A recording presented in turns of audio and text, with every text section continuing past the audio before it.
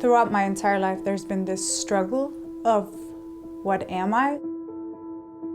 So you have the Arabic side of me saying that I'm too westernized. And in Denmark, there's this constant discourse in the media about me not being Danish enough. No one's gonna create a label that fits me. And so many people like me, so I had to come up with something on my own.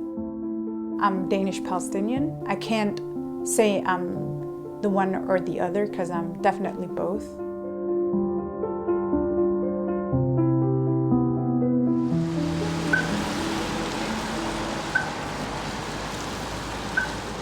My mom, and that's something we struggle with a lot, that she's on her own. It would have been very different had my dad still been here because we wouldn't worry about her at all. It would be like, adios mom, have fun.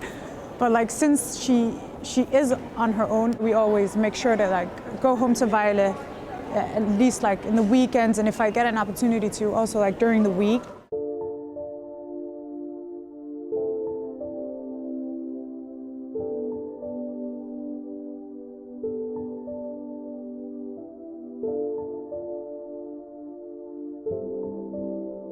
I'm constantly kind of regarded as a second generation refugee when I don't feel like a refugee. I didn't seek refuge from anywhere. I've lived here my entire life. It is my home. It is my safe space.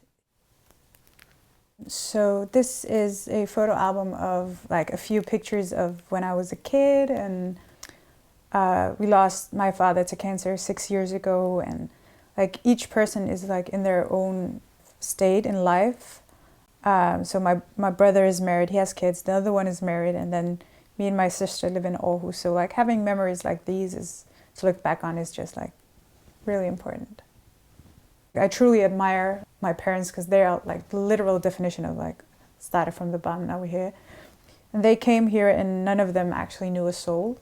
All they knew were each other. So my parents are my biggest inspirations because they defied all odds. And if they're able to defy all the odds and coming from war zones, then I can defy a little bit of prejudice from other people, yeah.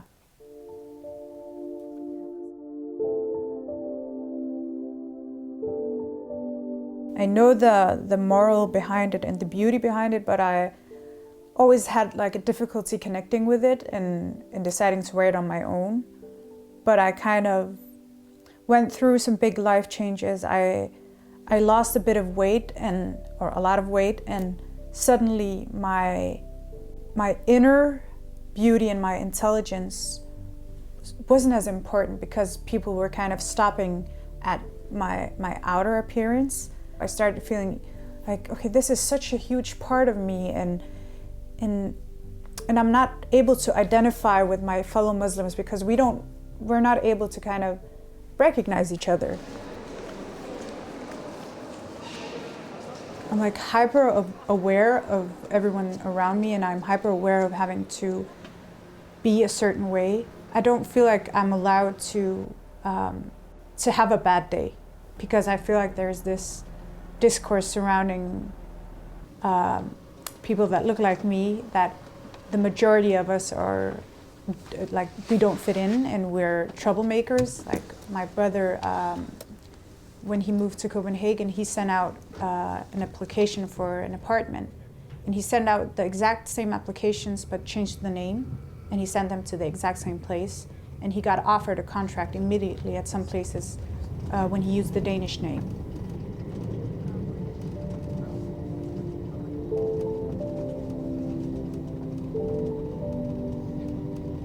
I've heard the tales of Palestine throughout my entire life. I connected to it in a very unexpected way.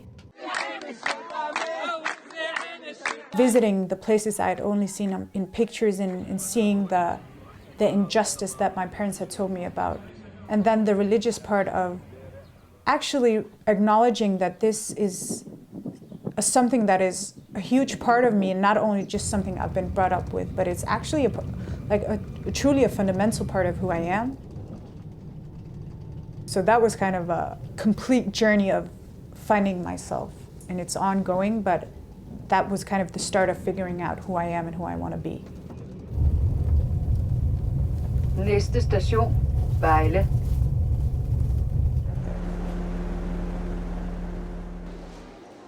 I was born and raised in a small ghetto in a city called Vejle. We moved out of there when I was 2, but I never felt like it was a bad place to grow up in.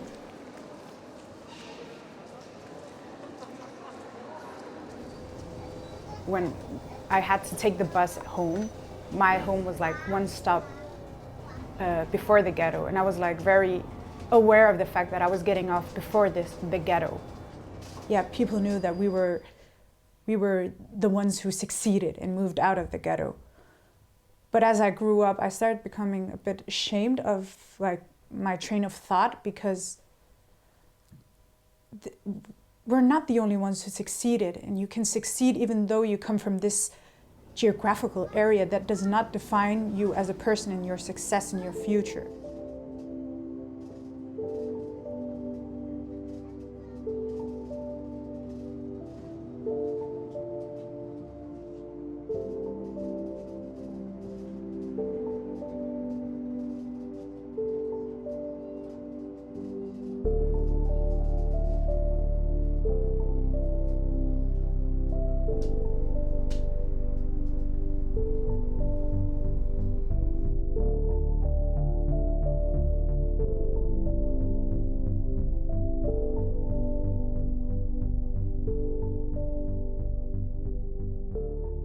I think it labels people in a way that is based on prejudice, instead of actually giving people a chance to create their own impression.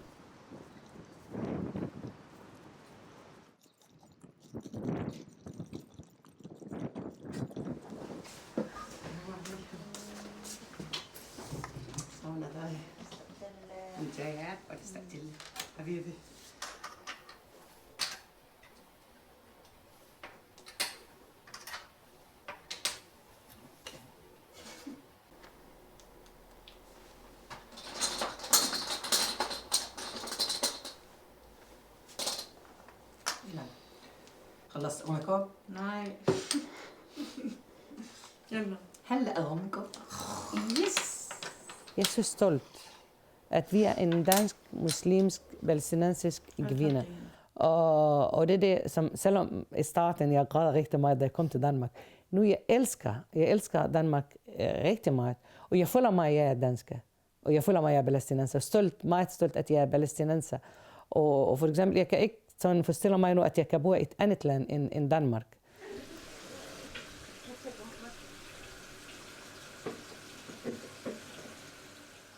Når mange folk spørger mig, alle dine børn er født her, hvordan du opdrager dem?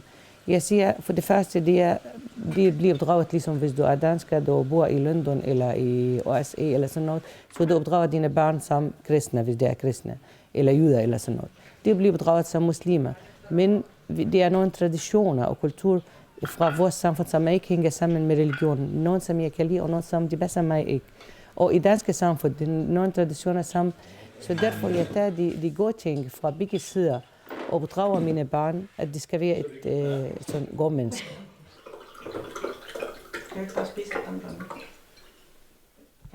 Du kan aldrig få en fremtid, hvis du har ikke en datter. Så alt det hænger sammen.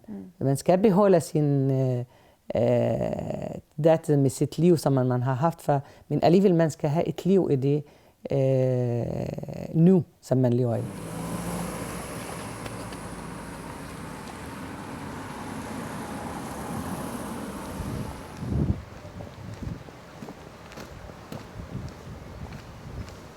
I used to spend like all my summers here, even though we moved to a house that was very close. So I have so many memories of just walking around and play and skate, and we had these like areas where we could rock climb and play volleyball, and there were like sand areas and stuff like that.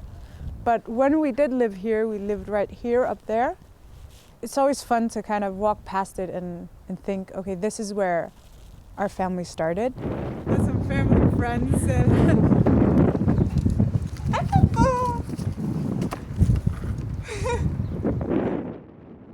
The idea of being from a ghetto area kind of comes with all these connotations of, okay, that means you're not academic, you're not a reliable part of society, and you don't contribute to society. When in reality, me and the majority of my closest friends all come from these ghetto areas, and we're all successful. Obviously, it depends on what terms and how you define success, but we're all such a vital part of society.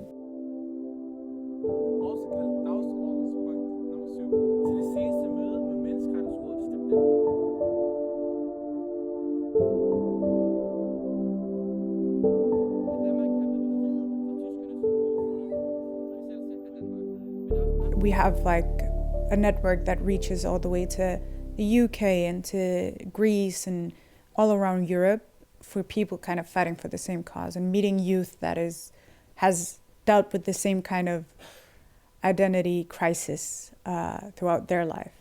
Yeah. Can you stand there, just for me to see how much is in the frame?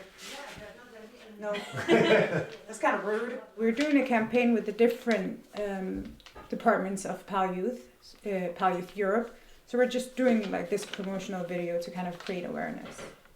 Because it's such a complicated conflict that I kind of needed to insert myself into it to understand it more and to understand myself more and how I came to be. So it definitely kind of taught me a lot about myself and just the history and my ancestors and stuff like that. The folding, you were way too close. The folding was Okay, let me see. not in frame. I don't believe in saying that, okay, you're this way because you come from Palestine, or you're this way because you're Danish, because if that was the way to do it, then I wouldn't fit in anywhere. So I'd rather see us as citizens of the world rather than just citizens of these small, secluded areas. I feel like people in general, regardless of which side we're talking about, need to just be more open to talk and kind of accept the fact that we might be uncomfortable in some conversations, but those are conversations that we need to have. And we need to realize that we have way more things in common than things that separate us.